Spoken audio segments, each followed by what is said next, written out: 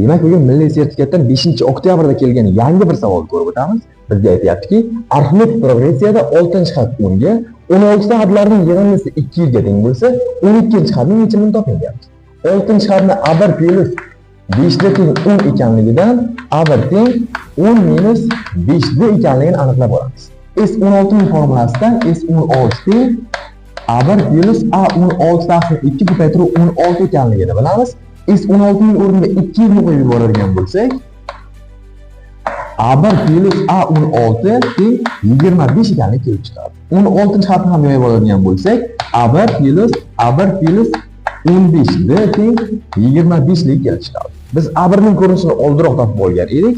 O'rniga olib kelib qo'yadigan bo'lsak, 20 minus 10 plus 15 ni teng 25 dan 5 ni teng 5 ni chiqarib olamiz. Bu yerdan D teng 1 ekanligi kelib chiqadi.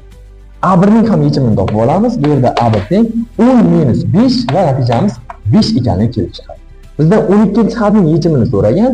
A12 ni o'zini A1 plus 11D deb olamiz. A1 ning o'rniga 5 ni, D ning o'rniga 1 ni qo'yib yuborsak, 16 yechim kelib chiqadi.